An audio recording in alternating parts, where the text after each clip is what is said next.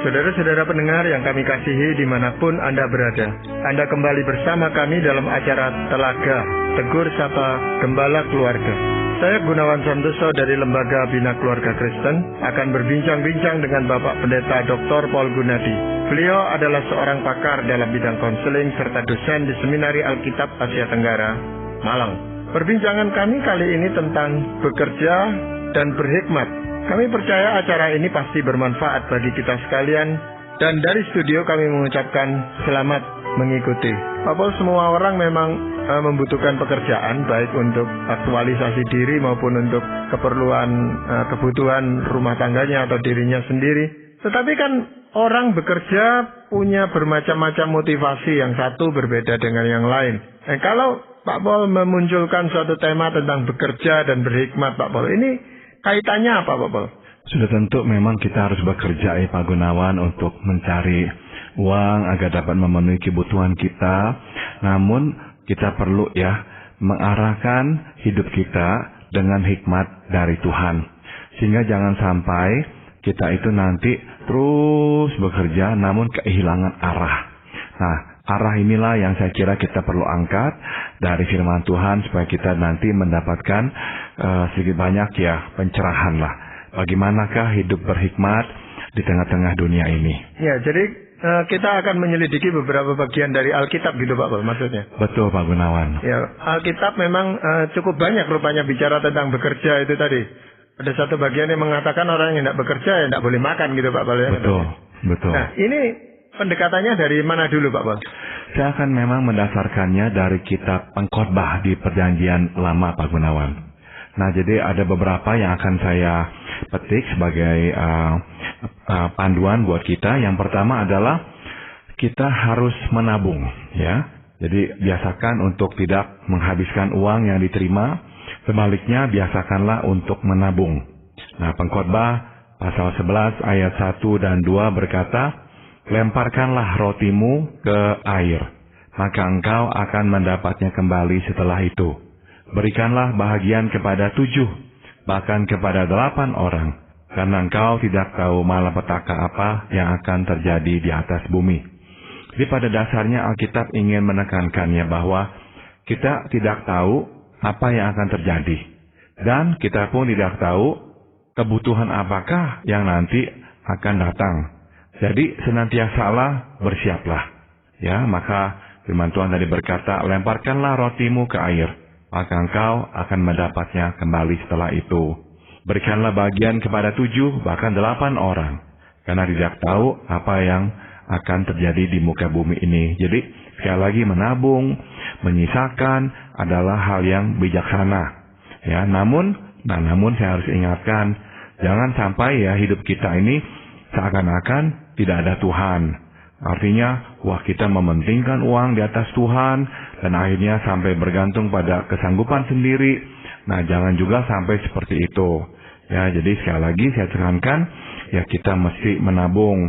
Sebab menabung adalah kebiasaan yang baik, sekaligus merupakan bentuk pertanggungjawaban kita terhadap hidup yang dipercayakan Tuhan kepada kita.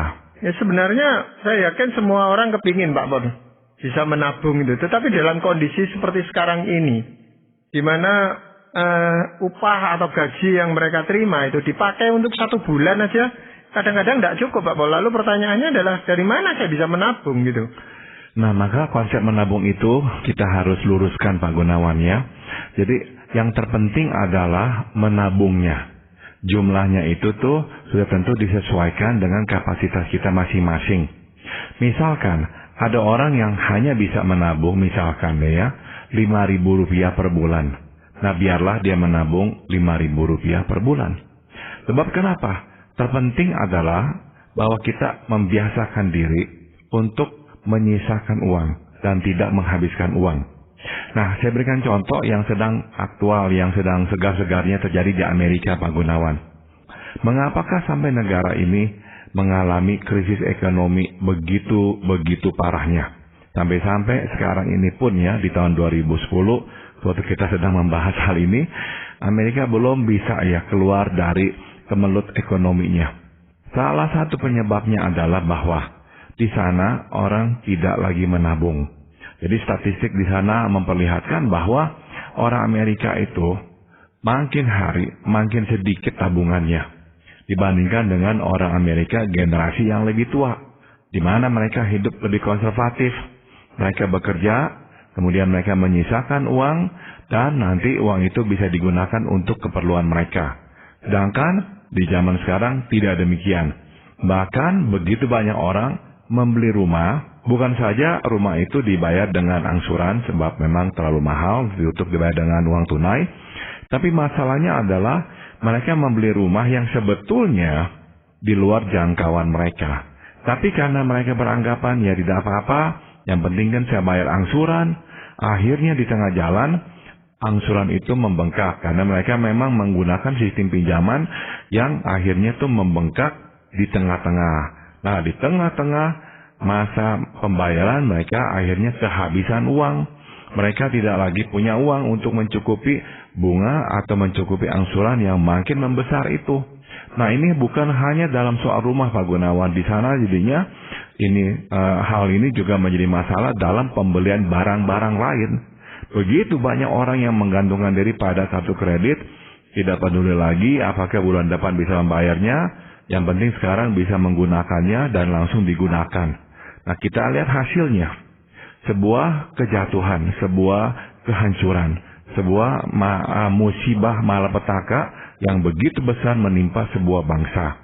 Nah, jadi kita bisa belajar dari pengalaman ini ya, bahwa kita mesti menyisakan, tidak peduli berapa besarnya, sesuai dengan kapasitas kita, ya kita sisakanlah. Iya, saya lebih setuju pendapat beberapa orang yang mengatakan bahwa memang menabung itu seharusnya dilakukan pada awal, bukan pada akhir. Karena kalau akhir itu biasanya sudah tidak ada sisanya. Jadi begitu menerima gaji atau penghasilan, itu harus disisihkan lebih dulu, Pak Paul. Betul sekali, Pak Gunawan. Jadi memang sudah tentu pas kita menerima gaji, kita harus memberikan persembahan kita untuk Tuhan. Ya. Jadi kita langsung tetapkan jumlah yang kita akan berikan untuk Tuhan. Nah, langkah kedua adalah kita memang mendisiplinkan diri untuk menyisakan uang juga supaya dapat kita tabung. Nah, yang ketiga adalah baru kita menggunakannya sesuai dengan keperluan kita. Nah, udah tentu ya kita harus hitung-hitung kira-kira berapa keperluan kita sebelumnya sehingga kita bisa menabung dengan realistik. Sebab tidak realistik juga awal-awalnya kita menyisihkan sejumlah uang yang besar untuk ditabung, tapi nantinya ya kita akan ambil lagi untuk digunakan dan akhirnya habis juga. Ya, jadi lebih baik realistik seberapa besarnya kita dapat menyisihkan untuk ditabung. Ya, itu di bidang itulah dibutuhkan suatu kebijakan untuk menyusun sebuah anggaran yang memang wajar gitu, Pak Paul. Betul sekali, Pak Gunawan. Jadi orang yang memang membiasakan diri ya untuk tidak menghabiskan semua uangnya akan hidup dengan lebih bijaksana. Dan mereka bekerja pun juga dengan lebih bijaksana. Sebab ada orang-orang yang tidak mau menabung, pokoknya menghabiskan uang semaunya.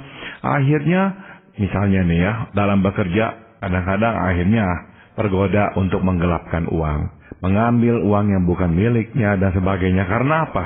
Tidak ada tabungan, kebutuhan tiba-tiba muncul, harus dikeluarkan uang untuk membayarnya. Nah, dari mana datangnya uang? Akhirnya tergoda dan jatuh ke dalam dosa menggunakan uang yang bukan miliknya. Atau ada orang juga ya karena tidak pernah menabung, akhirnya ya kebutuhan itu muncul dengan begitu mendadak. Nah, tidak ada uang, tidak ada tabungan, apa yang dilakukan? Ya harus meminta-minta kepada orang, meminjam-minjam kepada orang. Berarti apa? Bulan depan dia harus menyisakan uang untuk membayar utangnya. Kalau kebayar utangnya, kalau tidak kebayar utangnya dan kebutuhannya masih ada, dia mesti memikirkan untuk meminjam uang lagi. Atau ada orang yang karena tidak bijaksana, tidak menabung, akhirnya dia bekerja sampai tidak kenal waktu supaya bisa mencukupi. Karena memang tidak ada simpanan. Nah, jadi biasakan diri untuk menyisakan uang untuk ditabung. Sedikit pun tidak apa-apa. Ya, jadi di dalam kita bekerja, memang kita harus bekerja dengan sebaik-baiknya, dengan sekuat tenaga kita dan menyisihkan itu untuk keperluan-keperluan mendadak yang kita tidak tahu, tidak bisa prediksikan lebih dulu. tapi kita sudah punya cadangan dan itu lebih menenteramkan gitu Pak Pol. Betul sekali Pak Gunawan. Ya. Nah, konsep yang lain atau panduan yang lain untuk hidup bijak ini apa Pak Pol? Kita harus mencoba Pak Gunawan. Ya, yang pertama tadi telah kita bahas, kita harus menabung. Yang kedua, kita harus mencoba. Kesempatan datang kepada orang yang rajin ya Pak Gunawan, bukan kepada orang yang malas. Pengkhotbah pasal 11 ayat 6 mengingatkan, taburkanlah benihmu pagi-pagi hari, dan janganlah memberi istirahat kepada tanganmu pada petang hari, karena engkau tidak mengetahui apa ini atau itu yang akan berhasil, atau keduanya sama baik. Jadi intinya firman Tuhan memberikan kepada kita ya peringatan bahwa kita harus rajin ya. Kita harus terus melakukan usaha pekerjaan kita. Jangan kita itu malas-malasan, jangan kita itu akhirnya berhenti mencoba atau berusaha. Karena apa? Kita tidak tahu usaha yang manakah yang akan membuahkan hasil. Kapankah ini akan membuahkan hasil? Apakah hari ini ataukah besok? Kita tidak tahu. Jadi yang terpenting adalah kita melakukannya. Jadi apapun jenis pekerjaannya, asalkan halal, kerjakanlah. Sebab kesempatan berikut yang lebih baik ya, baru akan datang sewaktu kita bekerja, bukan sewaktu kita melamun. Ya memang kadang-kadang orang selalu mencoba mencari pekerjaan itu yang sesuai dengan kemampuannya, dengan bakatnya, dengan latar belakang pendidikannya. Tetapi dalam kondisi sekarang itu agak sulit Pak Pol menemukan hal-hal yang ideal seperti itu Pak Pol. Betul, jadi yang kita harus lakukan bukanlah menunggu sampai yang kita inginkan itu tiba. Tidak, kita harus terus mencoba apapun yang bisa kita kerjakan, kita kerjakanlah. Sudah tentu ya kita harus siap untuk menerima penghasilan yang lebih sedikit, tapi itu pun tidak apa-apa. Jangan sampai kita itu tuh takut gagal ya Pak Gunawan, sudah tentu ya. Kita mesti memperhitungkan segalanya dan tidak bertindak gegabah. Namun pada akhirnya kita mesti mengambil risiko ya. Ketakutan untuk gagal seringkali menghentikan kita melakukan hal-hal yang sebenarnya berpotensi baik. Juga ya ini ada satu lagi, kenapa kok kita ini kadang-kadang nggak mau mencoba ya, karena ya seringkali kita ini takut malu ya. Jadi selain takut gagal, yang kedua takut malu, sehingga daripada malu kita menolak untuk mencoba. Nah, kita tidak perlu malu ya Pak Gunawan, karena kegagalan akibat mencoba. Jangan sampai merasa begitu. Kita barulah mesti malu bila sama sekali kita ini tidak mau mencoba. Ya, saya rasa itu bagian dari harga yang harus kita bayar di dalam kita meniti sebuah karier Pak Pol. Jadi tanpa harga misalnya malu atau itu, kita tidak akan dapatkan memang pekerjaan. Betul sekali, dan sekali lagi setiap pekerjaan yang kita kerjakan seolah-olah itu menjadi jembatan yang akan menghantar kita ke tujuan. Jadi kita tidak tahu itu kapan kita akan sampai di tempat tujuan, di tempat atau di karir yang kita sungguh dambakan. Namun kita mesti memulai dengan sesuatu. Nah, jadi mulailah, bekerjalah, cobalah. Jangan berdiam-diam diri saja. Lakukanlah sesuatu, sebab yang kita lakukan itu seringkali nantinya seperti anak tangga lah, yang membawa kita kepada tujuan yang memang kita dambakan itu. Nah, jadi yang penting ini Pak Gunawan ya, selama kita ini tidak mengorbankan orang yang menjadi tanggungan kita, jadi sekali lagi cobalah ya. Namun ya jangan sampai ya kita ini melupakan bahwa mencoba juga berarti bersedia menerima kenyataannya. Ada orang, nggak bisa terima kenyataan Pak Gunawan, udah diusahakan ini itu, tapi tetap memang mengalami kegagalan. Nah, daripada sampai mengorbankan satu keluarga, harus pindah rumah, kehilangan penghasilan, akhirnya harus misalnya numpang di rumah orang. Nah, kita mesti berhati-hati, jangan bernafsu, jangan gegabah. Ingat, kita mempunyai tanggungan. Kita tidak hidup sendiri lagi, jadi jangan sampai kita melupakan orang-orang lain. Kalau memang tidak bisa, ya udah, kita mesti besar hati mengakui, oke, tidak bisa. Namun sekali lagi, jangan berhenti, kita coba yang lain. Ya, orang berani mencoba kalau dia melihat prospek yang ada di depannya, Pak Paul. Apakah itu juga terkait dengan ini, Pak Paul, kebijakan ini? Betul sekali, Pak Gunawan. Meskipun ya kita tidak bisa memastikan hari depan, itu betul ya. Segala sesuatu itu kan hanya bisa ya diteropong lewat kacamata manusia, pemikiran manusia, dan disertai dengan doa. Tapi memang ya kita tidak bisa memastikan apa yang akan terjadi di hari depan, apakah usaha kita akan membuahkan hasil atau tidak. Tapi ya kita coba. Tapi kalau memang kita ini masih ragu-ragu dan rasanya kok kemungkinan akan gagal, begitu banyak risikonya, pikirlah matang-matang. Sebab sekali lagi kita mesti mengingat orang-orang yang menjadi tanggungan kita. Jangan sampai kita mengorbankan mereka. Ya, jadi yang ketiga apa, Pak Paul? Yang ketiga adalah kita harus melihat ke depan ya. Tadi telah kita bahas, kita ini harus menabung. Kedua, kita ini harus juga mencoba. Ketiga, kita harus melihat ke depan. Yang sudah tentu ya saya tahu ya bahwa kita harus mengingat sejarah, kita harus mengingat pengalaman masa lampau supaya tidak mengulang kesalahan yang sama. Itu betul. Ya, saya juga tahu kita perlu mengingat siapakah kita dan dari mana sesungguhnya kita berasal supaya kita tidak lupa diri dan menjadi angkuh. Nah itu semua betul ya. Jadi jangan sampai kita melupakanlah masa lalu kita itu. Tapi di luar itu ya, kita mesti melihat ke depan, Pak Gunawan. Memang hidup tidak selalu menyenangkan dan kadang harus terisi bahkan oleh kegagalan. Tapi ya oke, akui kegagalan apa adanya, belajar darinya, kemudian berjalanlah terus. Ya, jangan sampai kita berkubang di kolam penyesalan. Sebaliknya, bangkitlah, mulailah kembali. Ya, jangan juga membanding-bandingkan kondisi sekarang dengan masa lampau, sebab kita tidak hidup di masa lampau, melainkan di masa sekarang. Disebabnya Pengkhotbah pasal 7 ayat 10 berkata, janganlah mengatakan, mengapa zaman dulu lebih baik daripada zaman sekarang? Karena bukannya berdasarkan hikmat engkau menanyakan hal itu. Nah, jadi firman Tuhan jelas ya Pak Gunawan, meminta kita jangan banding-bandingkan hidup kita di masa lampau dengan di masa sekarang. Sudah, jangan ya membandingkan kondisi, baik itu keberhasilan atau kegagalan, hanyalah akan melumpuhkan kita.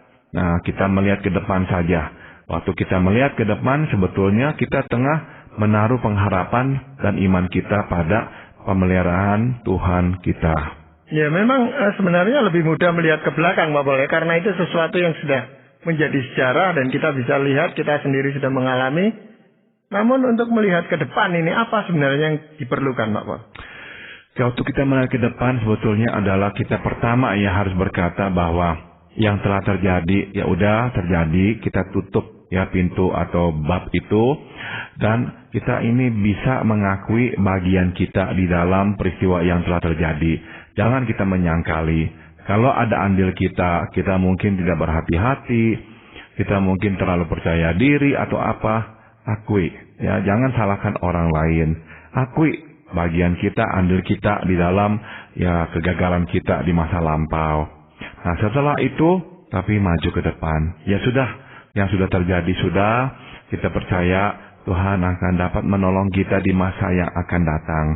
Jadi, melihat ke depan mempunyai dua unsur ya, atau dua bagian. Pertama adalah mengetahui bahwa Tuhan bisa mengampuni kita atas apa yang telah kita lakukan di masa lampau. Kedua, Tuhan juga mampu membuka lembaran baru dan memberkati hidup kita di hari-hari mendatang. Tuhan bukanlah Tuhan pendendam. Tuhan tidak akan berkata, gara-gara kamu dulu tidak mendengarkan saya, maka selama-lamanya saya tidak akan mendengarkan kamu. Oh tidak. Dia akan memberi kepada kita kesempatan kedua. Ya memang pengalaman masa lalu yang pahit itu bisa menjadi pelajaran dan menjadi modal untuk kita melihat ke depan dan memperbaiki kesalahan-kesalahan kita gitu Pak Paul. Betul sekali Pak Gunawan. Jadi yang penting adalah besar hatilah melihat andil kita, bagian kita. Jangan cepat-cepat tuding orang dan menyalahkan yang lainnya. Ya mungkin ada lagi sikap bijak yang perlu kita lakukan di dalam hal kita bekerja Pak Paul. Kita harus berserah Pak Gunawan. Apapun yang kita lakukan ya, mesti ada batasnya. Jangan terus bekerja seakan-akan tidak ada Tuhan dalam hidup ini.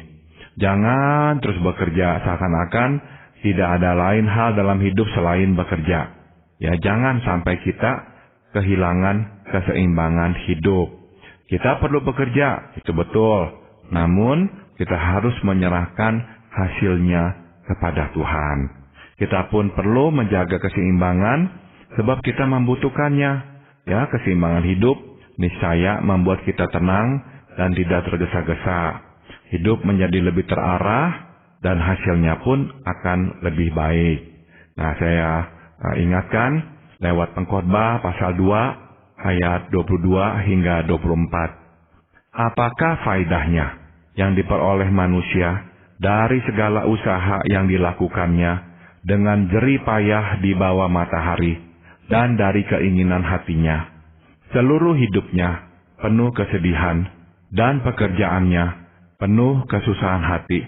Bahkan pada malam hari hatinya tidak tentram. Ini pun sia-sia.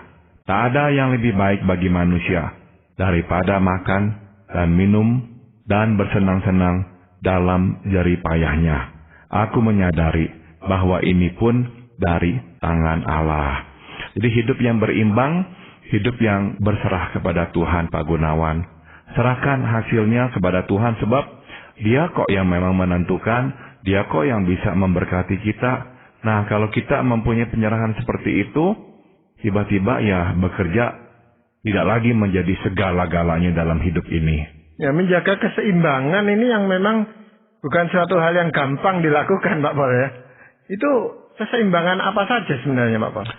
Kita menjaga keseimbangan misalkan ya dengan memberikan waktu yang cukup untuk keluarga kita. Jangan sampai kita melupakan bahwa ada orang-orang yang menantikan kita, yang mengasihi kita dan membutuhkan kita. Mereka membutuhkan kita di rumah, bukan membutuhkan hanyalah telepon kita atau SMS kita, bukan membutuhkan kita di rumah. Mereka bukan membutuhkan mendengar suara kita lewat telepon, tapi membutuhkan mendengar suara kita secara langsung. Mereka membutuhkan sentuhan kita secara langsung, bukan hanya ucapan-ucapan lewat SMS yang berkata, saya salam rindu atau apa, bukan. Jadi benar-benar kehadiran kita secara real dibutuhkan. Jadi kita mesti beri waktu untuk keluarga. Kita mesti beri waktu untuk kegiatan olahraga, supaya kita juga mempunyai tubuh yang sehat. Jangan sampai itu semua kita tinggalkan sama sekali. Kita juga mesti mempunyai keseimbangan dengan rekreasi, bisa pergi bersama teman, bisa berdamai wisata, menikmati hidup, atau kita bisa pergi ya jalan-jalan atau makan. Banyak hal-hal yang bisa kita lakukan, Pak Gunawan. Dan sudah tentu kita mesti menyediakan waktu untuk melayani Tuhan. Ini bagian hidup yang penting. Kita mesti juga sisihkan waktu untuk pekerjaan Tuhan.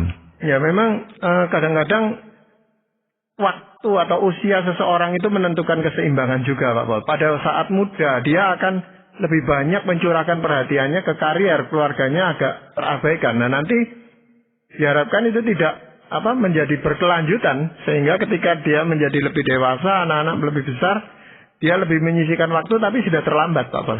Seringkali itu yang terjadi dan ya patut disayangkan sebab waktu tidak dapat diputar kembali. Ya, sudah lewat, anak-anak sudah tidak lagi membutuhkan kita, sehingga akhirnya ya mungkinlah karir kita peroleh, tapi kehilangan keluarga kita sendiri. Nah, apakah artinya semua itu? Bukankah yang lebih berharga adalah menerima kasih sayang dari orang-orang yang memang mencintai kita? Ya, apakah mungkin masih ada lagi hal yang penting, Pak Pol, yang untuk disampaikan? Yang terakhir adalah kita harus memelihara persahabatan, Pak Gunawan. Ya, jadi bukan saja kita harus menabung, ya, kita juga harus bisa ya mencoba. Kita harus juga menerima atau melihat ke depan, dan kita juga harus berserah. Nah, sekarang kita belajar, kita harus memelihara persahabatan. Kenapa? Kita tidak bisa hidup sendiri, Pak Gunawan. Ya, sebab Tuhan tidak mendesain kita untuk hidup sendiri. Kita membutuhkan satu sama lain, terutama di saat kita lemah. Jadi, peliharalah persahabatan, agar kita dapat saling menolong dan memberi dorongan. Persahabatan mengingatkan kita bahwa hidup tidak terdiri atas bekerja saja, tetapi juga atas pertemanan. Juga, bukankah dalam kesusahan, temanlah yang datang menolong dan menghibur. Nah, maka ya kita mesti camkan peringatan dari Pengkhotbah 4 ayat 9 hingga 10. Berdua lebih baik daripada seorang diri, karena mereka menerima upah yang baik dalam jerih payah mereka. Karena kalau mereka jatuh, yang seorang akan mengangkat temannya. Jadi memang Tuhan mau ya kita ini nih menjalin persahabatan sehingga saling mengisi, menguatkan, menghibur, mendorong, dan mengingatkan. Bahkan waktu kita sedang mengalami kesusahan, bukankah teman yang dapat juga menolong kita? Nah, jadi jangan sampai lupa ya hikmat yang terakhir ini. Kita harus ya menjaga persahabatan dengan teman-teman kita. Ya, bukankah dengan bekerja kita punya sahabat-sahabat juga di tempat kerja, Pak Paul? Betul, dan memang kalau kita bisa menjalin persahabatan dengan teman-teman di tempat pekerjaan, peliharalah. Ya, karena sekali lagi mereka akan menjadi bagian dalam hidup kita yang dapat memberikan pertolongan di masa kita membutuhkannya. Ya, tapi ini pun membutuhkan keseimbangan seperti yang tadi Pak Paul sudah singgung antara persahabatan dan pekerjaan, Pak Paul. Kalau ini dicampur baurkan juga akhirnya merusak juga. Betul sekali ya, sudah tentu waktu kita bekerja kita fokuskan pada ya pekerjaan itu memberikan kualitas yang sebaik-baiknya. Jangan sampai ya gara-gara kita bersahabat akhirnya kita kok jadinya melalaikan tanggung jawab karena anggap ya nggak apa-apa lah dengan teman sendiri. Justru karena teman sendiri kita mau memberi yang lebih baik lagi. Ya, memang ini bukan sesuatu yang gampang dilakukan, tetapi seperti tadi Pak Paul katakan, ini membutuhkan hikmat, dan hikmat ini dari Tuhan, sehingga kita perlu memintanya dari Tuhan. Bagaimana itu cara bekerja yang benar di hadapan Tuhan? Betul sekali Pak Gunawan. Jadi selalu ya berdoa, mintalah Tuhan untuk memberi kepada kita hikmat, agar dituntunnya lah kita ke jalannya yang benar. Ya, terima kasih Pak Paul untuk perbincangan ini. Dan para pendengar sekalian, kami mengucapkan banyak terima kasih. Anda telah mengikuti perbincangan kami dengan Bapak Pendeta Dr. Paul Gunadi dalam acara Telaga, Tegur Sapa, Gembala Keluarga. Kami baru saja berbincang-bincang tentang bekerja dan berhikmat. Bagi Anda yang berminat untuk mengetahui lebih lanjut mengenai acara ini, silakan menghubungi kami lewat surat. Alamatkan surat Anda ke Lembaga Bina Keluarga Kristen atau LBKK, Jalan Cimanuk 56, Malang. Anda juga dapat menggunakan email dengan alamat telaga@indo.net.id. Kami juga mengundang Anda mengunjungi situs kami di www.telaga.org. Saran-saran, pertanyaan, serta tanggapan Anda sangat kami nantikan. Akhirnya dari studio, kami mengucapkan terima kasih atas perhatian Anda dan sampai jumpa pada acara Telaga yang akan datang.